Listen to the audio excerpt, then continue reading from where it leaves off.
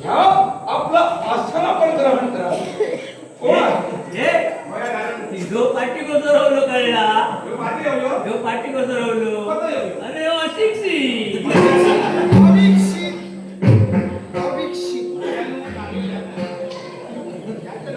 सेवक हो दास माणसाला मी आज्ञा करतोय आणा केवळ वैशालीला या स्वयंवर मंडपाच्या ठिकाणी घेऊन जा.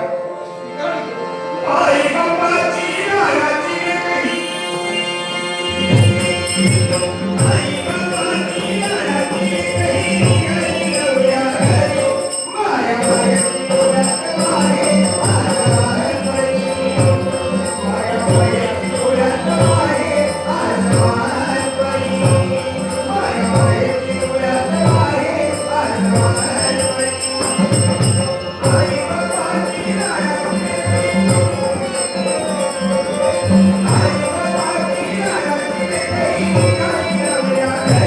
माया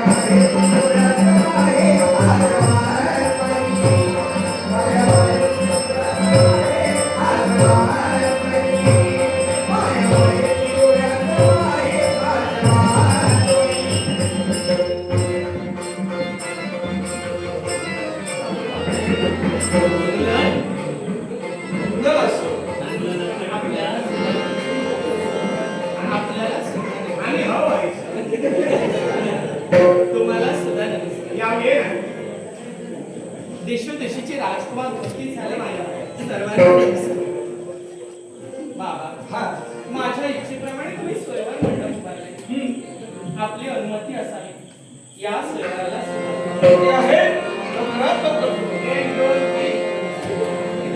स्वयंवराने मंडप सजला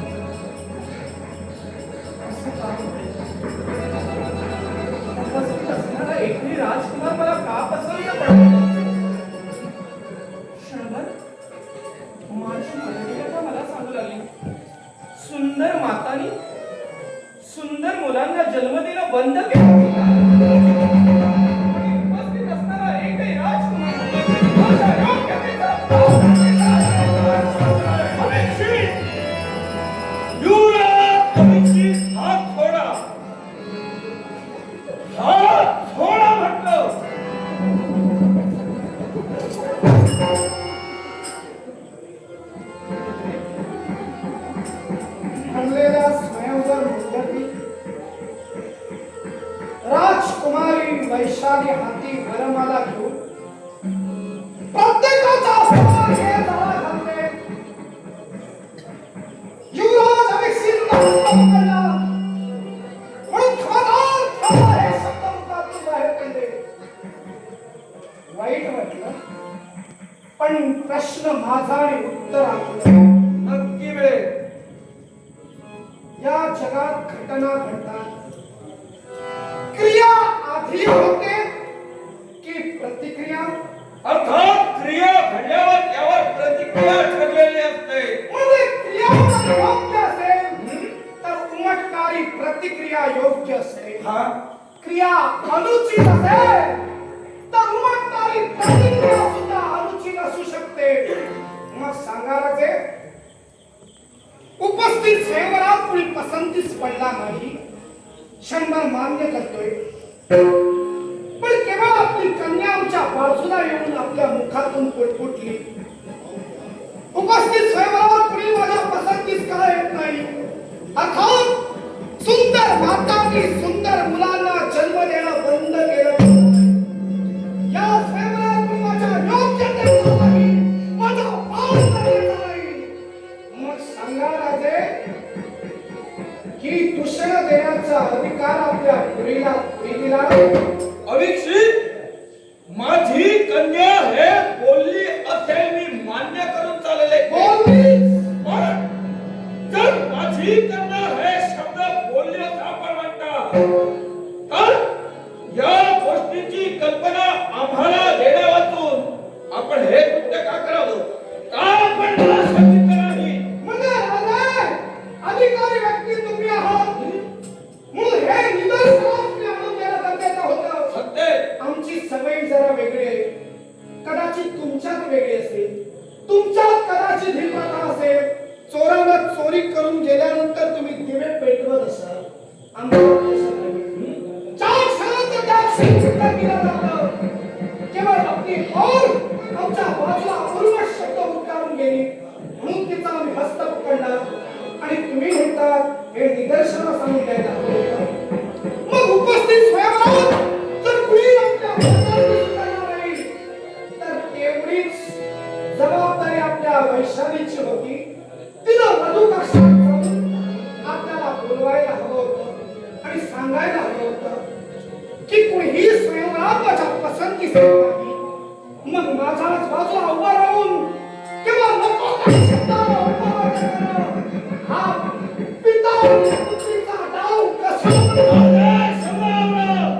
अभिषेक काय म्हणाला आपण? केव्हा माझी कन्या हे उत्तरली आणि म्हणून ही क्रिया आपल्याकडे घडली. मला तरी वाटतंय माझ्या कन्याला आपल्याला वरिला नाही आणि म्हणून हे वैमनस्य पण मनात ठेवला. हा डाव, हा कुटील डाव माझ्या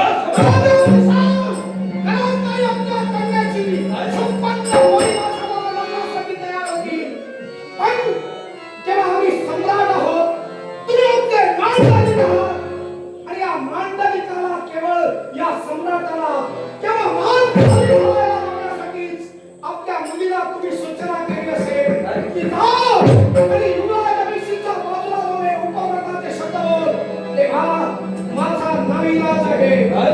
आपल्या मुलीला विचारा आणि या गोष्टीचा योग्य निर्णय करा. याची गरज नाही.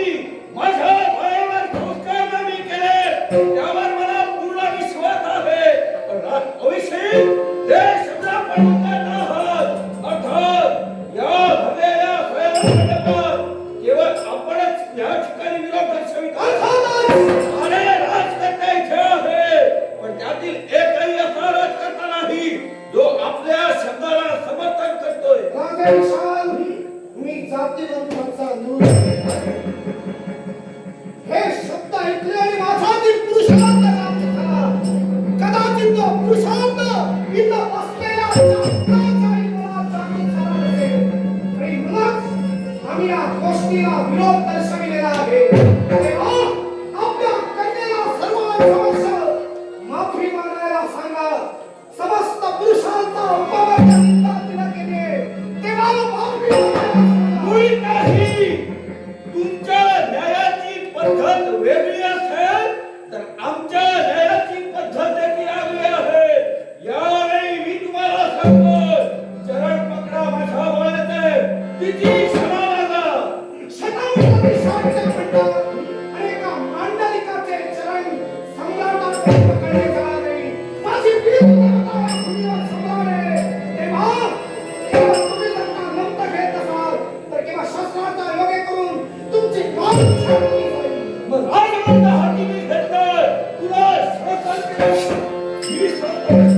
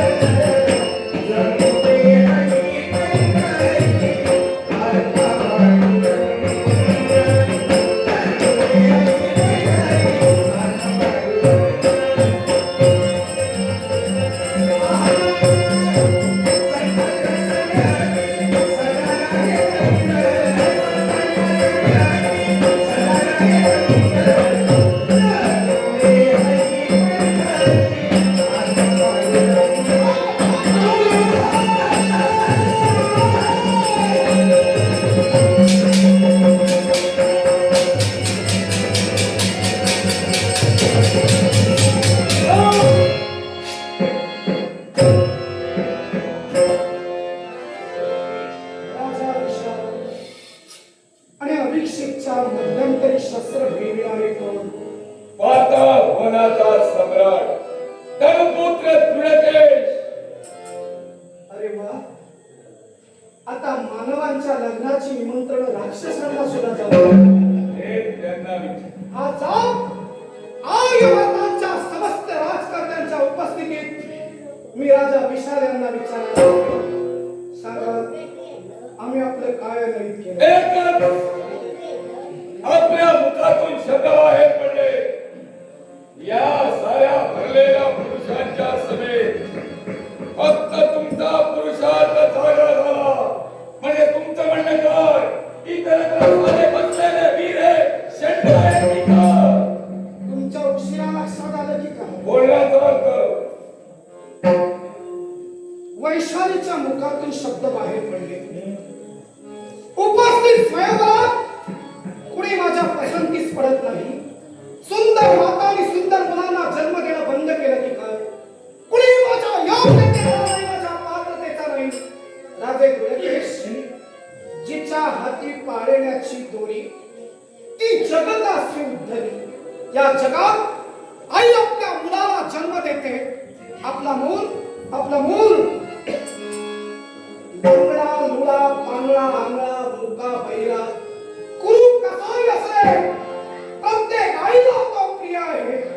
मग समस्त उपस्थितांच्या मातांना दूषण देण्याचा अधिकार या वैशालीला कोणी दिला? युवराज, तिचं जर म्हणणं हे असेल तर मी तिचा निषेध करतो. पण प्रत्येकाला स्वतःच्या मातेबद्दल स्वाभिमान हवाच. मला सुद्धा आहे. ती माता कशी असू दे, माता ही माता आहे. पण हे सारं वेगळंच तू भरलेल्या पुरुषाच्या समेत एका स्त्रीचे अमृत हिंदवणे तुझ्याकडून निघाले. स्वतःच्या मातेचं स्त्रीत्व तुला दिसतंय. मग ही सुद्धा कुणाची तरी कन्ये. मग तिचं स्त्रीत्व तुला समजू नये. मग राजा गुणकेश, ती जर कन्या असेल तर स्त्रीला नाती निभावावी लागतात. अर्थात तिचं सुद्धा लग्न होणार. ती सुद्धा कुणाला तरी जन्म देणार, तेव्हा ती आई होणार.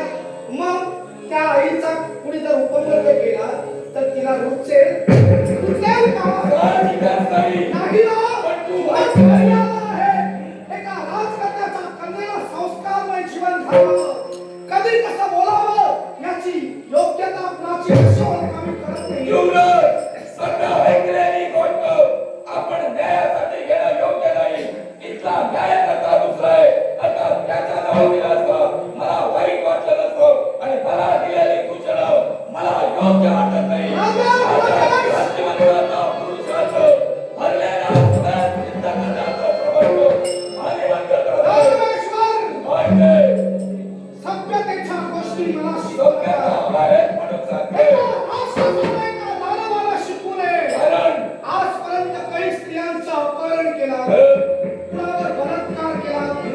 अमृतचे रस्त्यावर तुम्ही बोलू केव्हाही बोलू शकता. बोलू का? युवराज, गंधर्वांना तुम्ही मला सांगण्यासाठी तत्पर करता. युवराज भविष्यकाल असा कोणताही गुन्हा केला नाही. ऐकलेल्या गोष्टी तुम्ही मला सांगण्यासाठी तत्पर करताय. पण मी माझ्या डोळ्याने पाहिलं होतं. स्वतःच्या नेत्रानं पहिला मानवाचा फाटा काय अन्याय करण्यासाठी तत्पर झाला.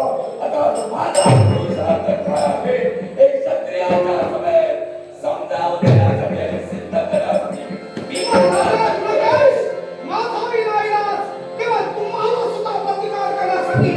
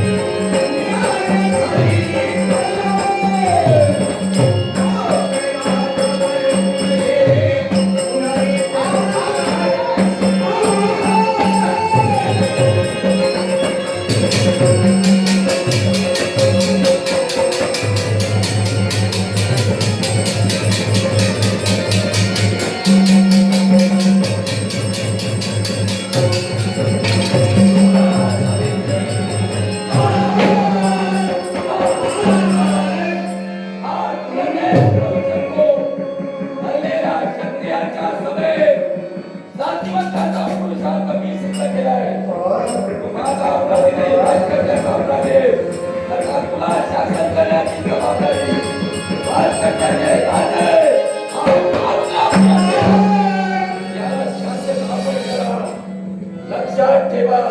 वैशाली याच्या नंतर जेव्हा लग्न करण्याची इच्छा केली होईल तेव्हा लग्न फक्त या गुणकेशाचे करावे. मी तुझी मार्गदर्शक सांगत आहे.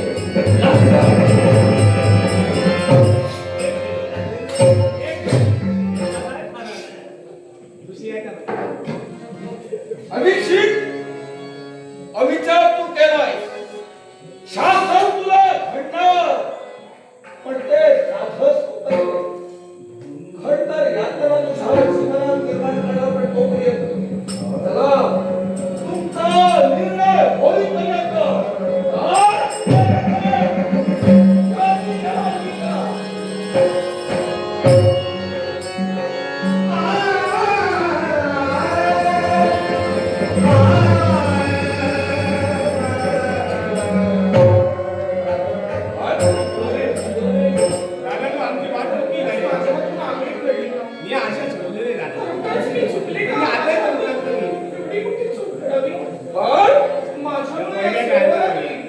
चिंता तू करू नको. कारण तुझा पाठीराखा म्हणून तुझा हा बाप समर्थ आहे. येणाऱ्या